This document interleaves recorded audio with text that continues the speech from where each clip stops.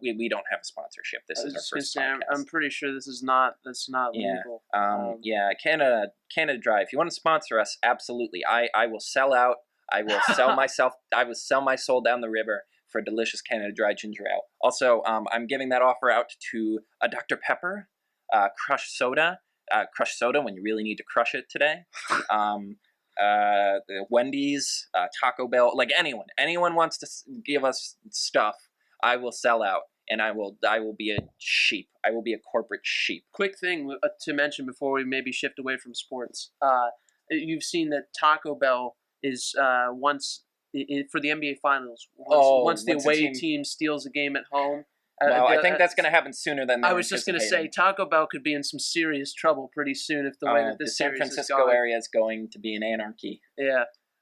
All right. Transitioning to movies. This is sort of more my wheelhouse.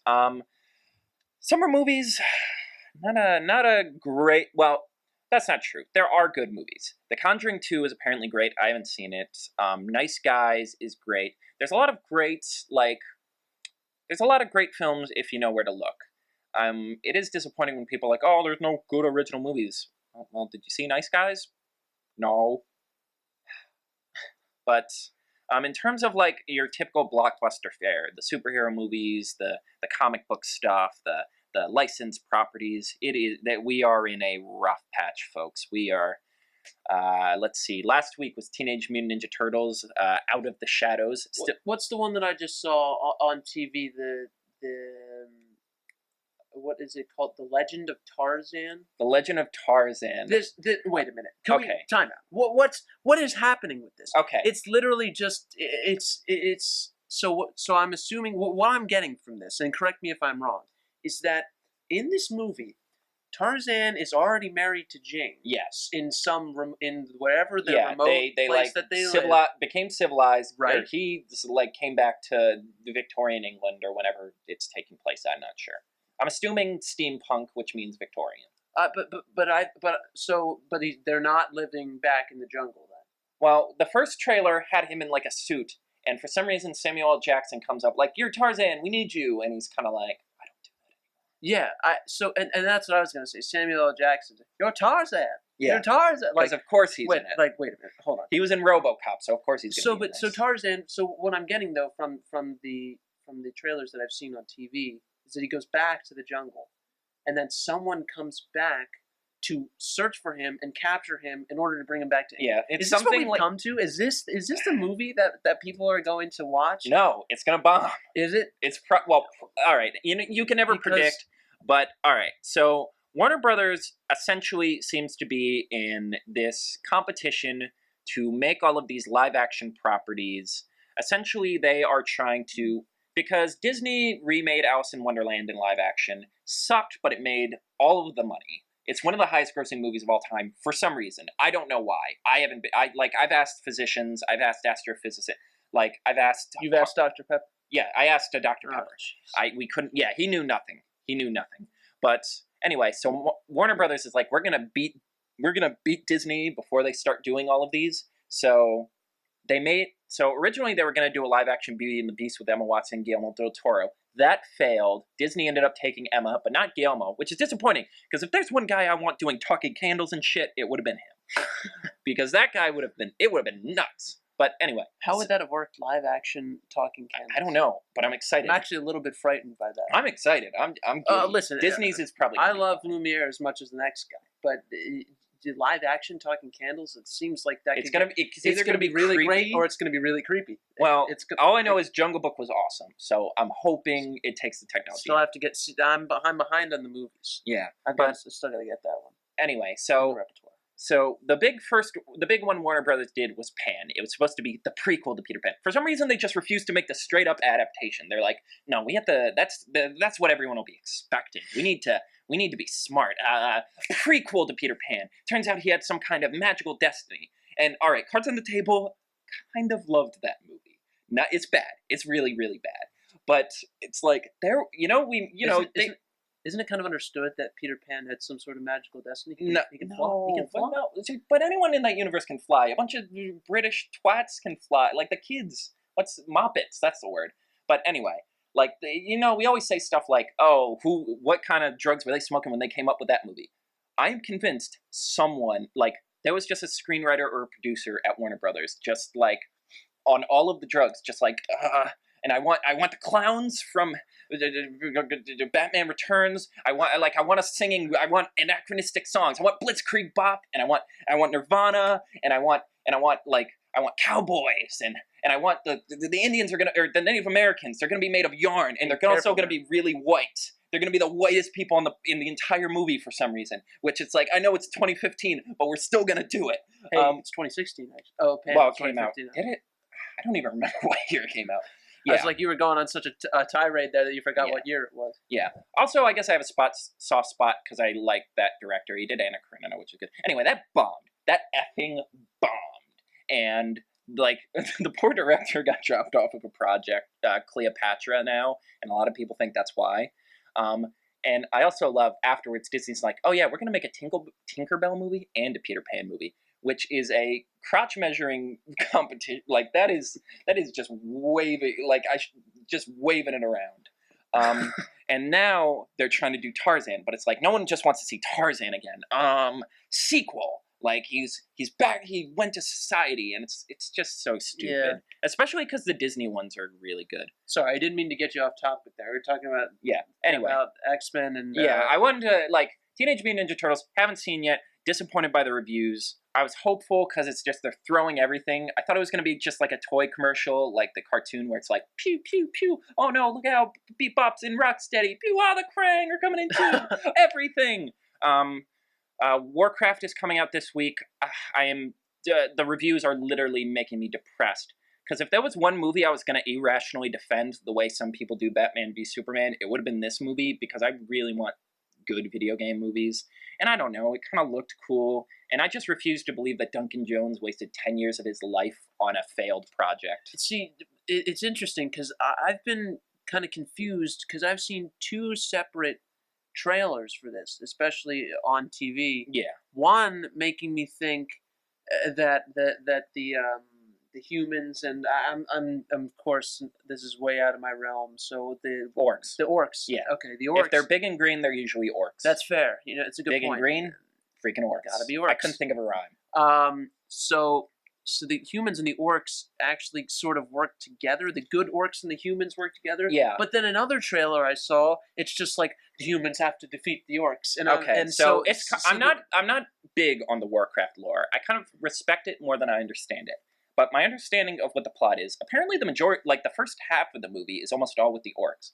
And the idea is, so they're sort of a nomadic species who like go from world to world, essentially living there till the resources get used up. And then they teleport to a new planet. And they're led by like goblin or orc shaman, who is like he's the guy who everyone should know is evil just because of the way he looks and acts and talks, and also that he's draining the life force of planets like the freaking. For the record, gems. If your title is, I guess actually that's probably, I can't say that, but we'll talk about that off screen, buddy. We'll work through some of your inbred prejudices. No. Yeah, and I guess the idea is they come to Earth, they fight, but then the one orc's like, oh yeah, we should... It's literally like Steven Universe, where it's like, oh yeah, you know how we're like literally draining this planet's life sources for our own personal gain? Probably stop doing that. Let's rebel.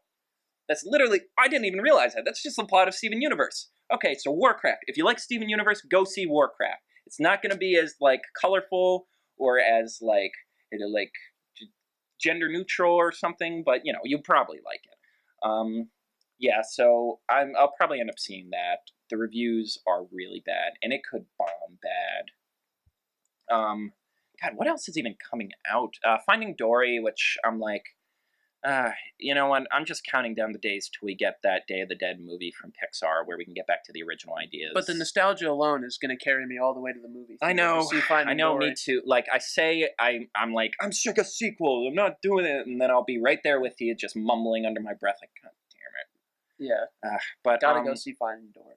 Yeah, the most recent big movie, X-Men Apocalypse. Now, Nick doesn't follow the X-Men movies, but I just need to vent about this movie for a little bit, much like I did Batman v Superman, which he has also not seen. Let me just start. One of the first images in this movie is a giant swastika, And that's the part where you almost get up and walk out of the theater. And well, that should always be yeah, the that's part when where you're you like, get up and certainly walk out of the theater. but it sort of ties in because, okay, so the entire X-Men universe is, so the idea is there's mutants, and it's a thinly veiled metaphor for whatever oppressed group is fighting them. Well, like whatever the big media focus is in terms of minority. Like in the 60s, it was a metaphor for the civil rights movement, Martin Luther King versus Malcolm X. In like the 80s and 90s, when the first couple movies came out, it sort of got more toward like a gay metaphor because the famous moment was Iceman coming out to his parents, so to speak, and they say something like, have you ever tried not being a mutant? Which is like, okay, that's very obvious. Like, it's very obvious what that means. And now, I guess it's sort of still in the gay metaphor, I'm not sure. But so they sort of started doing a new reboot. They did like a reboot series where it's like, okay, X-Men First Class, absolutely great. The best one by a mile. Like the first, so the X-Men lore, it's X-Men, X2, X3 The Last Stand, then there was X-Men Origins Wolverine, and that, like, those last two. So they make X-Men First Class, which sort of erases those two from existence. It's absolutely great. It's like, finally, it's colorful, it's weird, it's campy, it's a little gay, it's a little fun, like everything you'd want an X-Men movie to be. Then the director leaves. They bring back Bryan Singer, who was the director of the first couple X-Men movies, and it's like, oh no. And it's like, he sort of balances it. He like keeps some of the color, he keeps some of the fun. This is just hitting rock bottom. Like, it's almost as bad as some of the work. Like, I feel like, I don't know, maybe it's just because it came after Civil War as opposed to after Batman v Superman. Because if it came after Batman v Superman, I would be so distraught. I'd probably be like, oh, it's fine, it's fine. This one, it's like more like this is one of the worst things I've ever seen. Yeah, so essentially the X-Men universe is Charles Xavier is like, oh, we need to coincide with the humans. We need to work together with them. Whereas Magneto, who has magnet powers, is like, no, we're better than them. We deserve to stand above them. And that's also driven because this cuts back to the swastika thing. His origin is that he was in a concentration camp as a kid, and that's when his magnetic powers were discovered. Okay. But yeah, they hammer that home a lot. Actually, Magneto stuff is the only good stuff. Am I sensing some notes of Civil War there? Are the mutants are divided here? So there's they're not as of a rift because it's sort of more of an origin. They're not as divided. It's weird because X-Men First Class ends. It's like all the mutants are on a beach. The government, it takes place around the Cuban Missile Crisis. They help nearly avert it, because it turns out the Cuban Missile Crisis in this universe was like this secret plan by a bunch of evil mutants to set off a nuclear war, because only the mutants would survive, because the idea is that their powers have been kickstarted due to the increased radiation. And they avert it, but then the Russians, or the Soviets and the US agree to stop fighting, because it's like, holy shit, there's a bunch of freaks on this beach, let's just blow them up. And Magneto grabs all their missiles and he's like, I'm going to do it. I'm going to blow them all up. And they fight. And then it ends up like Charles' supporters help him off the beach and they all go home. Yeah, Charles gets paralyzed too. He's in a wheelchair. And Magneto's supporters go. But then in X-Men, the next one, Days of Future Past, Magneto's seemingly lost all of his followers. They're all gone or they're dead or something happened to them. Because he's on his own just doing his own thing. Okay. He's in jail. He got accused of assassinating JFK. Yeah, this franchise is weird. Wow. So this one comes up.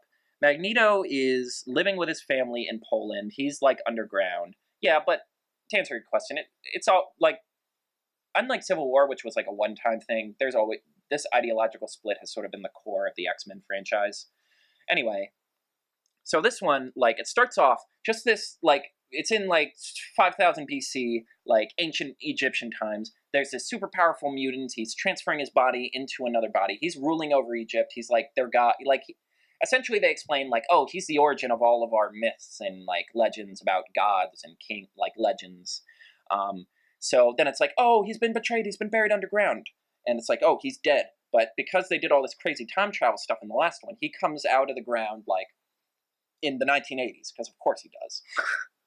He's walking around and he's just like, oh, I don't like this. Anyone that comes out of the ground usually. Yeah, in the 80s. Yeah, if you 80s. come up, if you see the 80s just out of context, you're like, let's just burn this shit to the ground. So he's walking around. He ends up meeting, and his gimmick is he he always gets 4 mutants to work with him, like the Horsemen of the Apocalypse, essentially. That's why he's called Apocalypse. And so he meets this girl, Storm, who's living in Cairo, orphan, stealing to survive. She has like weather powers. She's actually one of the few bright spots in this movie. Then, so he's like, so it's like first Horseman. There's a girl named Storm. Yes. Who has weather powers. Yeah. No, this is not a subtle franchise, Nick. Okay. I'm just checking. It's not a subtle franchise. Subtlety is not in the comic book language. But anyway, so then later he like puts his hand on a TV and he just like his eyes turn up and she's like, "What are you doing?" And he goes, "Learning." And he's just like absorbing all this information and I'm like, "Oh God, no." I'm like, "Oh God, this is bail. I gotta get out of here. I'm getting the F out of here." And I couldn't. I'm like, I already paid $16. I can't leave. Anyway, honestly, most of the movie's boring. It just infuriates me for a lot of reasons. But then it's like, then we just waste a whole lot of time in small rooms doing nothing. Then Professor X is using his, like, he has this thing called Cerebro, which is enhances his telekinesis power so he can find other mutants. And he's just going around there, and all of a sudden he sees, then he sees Apocalypse, who's just like, "What?" And it's like, "Oh, F." And he starts losing his hair. Essentially, like, nothing happens in this movie. Like, they're, like, mass destruction, nothing changes. All that ends up happening is Professor X loses his hair. It's like, oh, that's how he went bald. That's pretty much it. But, anyway, so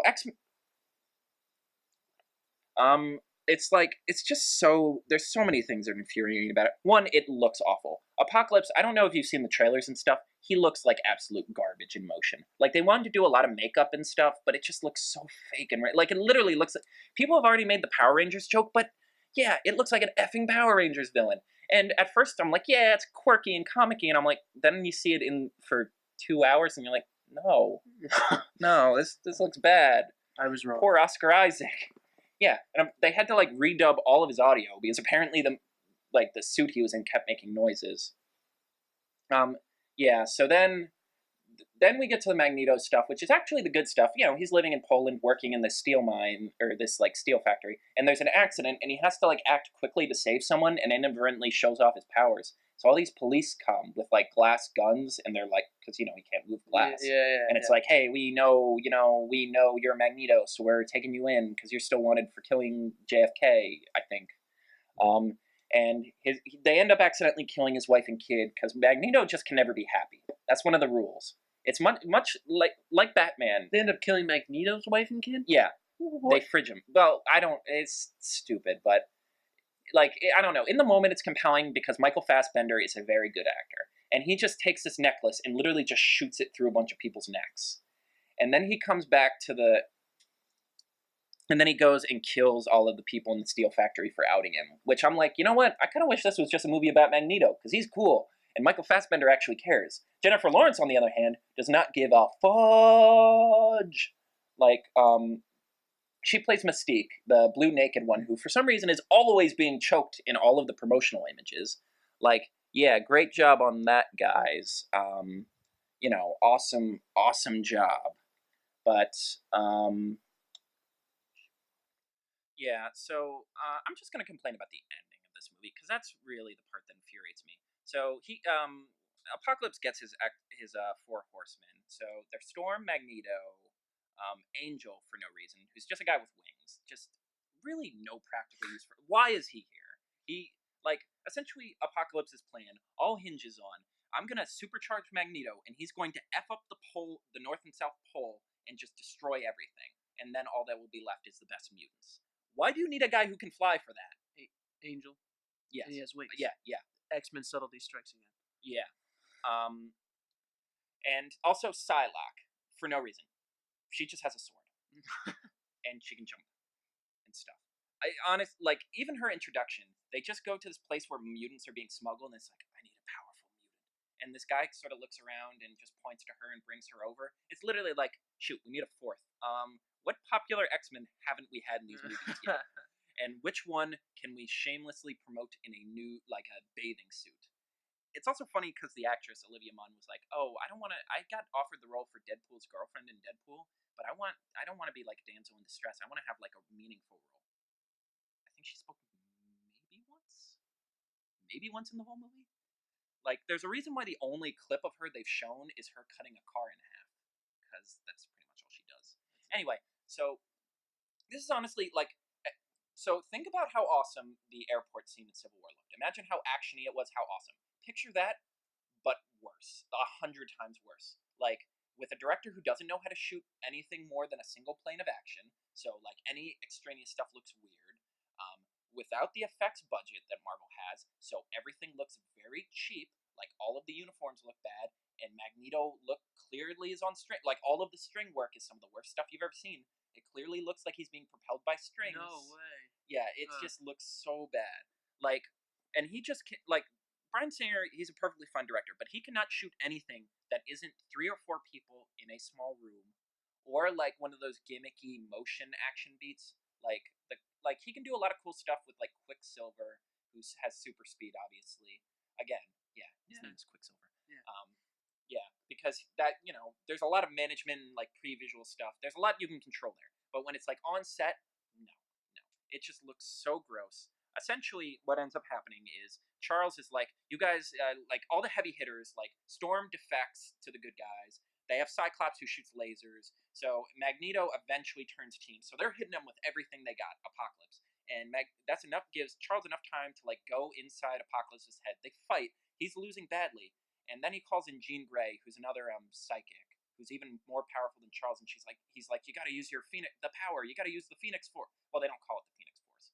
Okay, so Jean Grey has this thing called the Phoenix Force, and they establish pretty much in all the comics, it's this cosmic entity that always personifies as a giant bird, like a fiery bird. And they make a big deal about this in all of the comics, that Charles is in a constant state of keeping the Phoenix Force in check in Jean. Because if it were to get loose, everyone's effed. Everyone. End of the world, everyone dies, planet gone, universe gone. This is like a universe-consuming cosmic entity. And in this one, even though this is a 14-year-old girl now, and they sort of did this story in the old X-Men movies, where Jean Grey was like 30. The whole timeline's just fucking stupid. So she's like, and like the giant phoenix, and Apocalypse is like, and his face is melting, literally melting. And I'm like, Oscar Isaac, you deserve an Oscar just for putting up with all this. And it's like, okay, so we've established she can control this now. Like, what? So they literally are never going to have any threat. This galaxy-ending power is now being controlled by a 14-year-old girl. It's like, oh, everything's fine. If we ever have a problem, if the dinosaurs, if the Sentinels come back, if the numerous aliens we fought, the T-Rex, no, just shh. And then at the end of the movie, keep in mind, all of the footage, all the destruction in this movie is all because of Magneto. Like, all the bridges, all the dust, like, literally, the planet's been effed. Like, unfathomable levels of destruction. And they're rebuilding the school because it got blown up halfway through the movie. I'd vent about that, but we're already running low on time. And Magneto comes up, and Charles is just like, oh, my good friend. Good friend? He just destroyed everything! And it's also, like, I also love that it's, like, he doesn't have his... So, the whole... Like, Magneto has a stupid helmet, but the explanation is that it keeps Charles from getting inside his head. And it's like, hey, I know I just committed war crimes the likes of which the planet will never see again, and I know I don't have the helmet, the one thing that keeps you from permanently crippling me for the rest of my life. But hey, let's just shake hands and walk away, with no repercussions for anyone, and nothing of importance was gained. The end. It's just so bad. Just picture Civil War, but worse. Alright, so real quick, we're going to wrap up with Civilization. We're both big fans. We're both it's a fun series for both of us. So we've both been looking at the gameplay of the newest Civ 6. What do you think? I think it looks pretty cool. I'm a big fan right away of the map art, especially after you explore a territory and your scouts or your warriors move away, and then it's almost looked like someone's drawn in ink on a parchment map. I think that looks really cool. Absolutely. I'm not a huge. I think the artwork for the units and the artwork for the buildings. They showed a close up of one of the buildings of one of the wonders. I believe it was the Oracle. Yeah, looks awesome. Yeah. The only thing I have reservations about is the warfare animation. It looked a little It looked a little cartoony, a little Yeah. comical. I mean, We'll have to see what happens with that, but I thought that the artwork overall looked pretty good. yeah, I mean, they're really hard selling sort of a slightly more cartoony cell shade style, and I know a lot of people have been protesting it because, the old realistic style was very popular, and I was on the fence at first. I think it looks kind of cool in motion. My biggest complaint is I don't like the like not necessarily like the graphics, like the stuff they have in circles, the unit stuff. I am not sold on that. I just love the Art Deco style so much. It's going to be hard to transition. My biggest concern is, are these changes going to be big enough to justify upgrading? Because if I had only played Civ 4 and upgraded to Civ 6, I'd probably think it's the greatest thing since Cheesecake. But, Cheesecake, that was a really bad joke. Thank you, Turk audience. But and I haven't even gotten the expansions for Civ. I know, I'm not, I don't know, I just haven't had the money to get them. I'm just curious, based on what I've seen, I'm like, yes, there's a lot of big, cool changes. I like how most of the changes, like how they design the cities now, are very strategic. I like sort of the tactical part of the game. I like how that's changing. And I think there's just going to be enough to justify it. And I also love that Theodore Roosevelt is the United States leader. Yes. Yeah. Yes to that. That's going to be good. Yeah. Big fan. Yeah. To wrap up, do you have any fun personal stories you'd want to share? One thing I'd like to share, scrolling the Twitter sphere yesterday, I came across something that I have not seen the likes of ever in my time as a sports fan in general. And I was scrolling through my Twitter feed, and I found a video of combat juggling. Beg your pardon? Yes, this exists. All right, pull this up. Let me make sure that We're running a little over time, but I need to see that this. I've got the name right. I hold on one second. It's around here somewhere. I had to send it out to a couple people just to make sure I was seeing it correctly. Yes, combat juggling. It appears that there is an indoor court, okay, in which they're you have to maintain your juggling while also trying to knock loose one of the bowling pin like juggling objects from another juggler in order to knock them out of the competition. I mean, people are falling into walls. This is here, awesome, and I've Holy never crap. heard of this before. That actually sounds. That's my thing that I'd like to leave everyone with today. Screw Quidditch. This is the best novelty sport we have going on. That's right. Combat. I mean, and people taking swings at it gets intense. I urge you to go and look up combat juggling if you've never heard of it. Could be a great time. Yeah, I just had a funny story, and that's why I added local and antidotes. So I've been trying to work on my drawing skills for a little while, my drawing strats, if you will, because I've really wanted to go into animation for a while. And I find this really cool drawing of Captain Marvel by Dan Hip that I wanted to see if I could sort of imitate it, because you know what they say: if you can't do, just imitate other people and steal their work. So I worked on that. I ended up really liking it. I ended up falling asleep in my living room. And I left the picture in a corner, and my mom's walking downstairs, and she sees it, and she's like, "Oh, Carter, that drawing's really good. Is this Anna May? Or Anna May?" And I'm like, "What? Anna? Who the hell's Anna?" And then I pause for a second, and I go, "You mean anime?" She's like, "Yeah." And I'm like, "Oh, that's a Japanese art style. That's not a person." And I'm just like, "Oh, mother." I thought that was a pretty funny story. All right, so we're gonna wrap up for this week. A little bit of editing to do.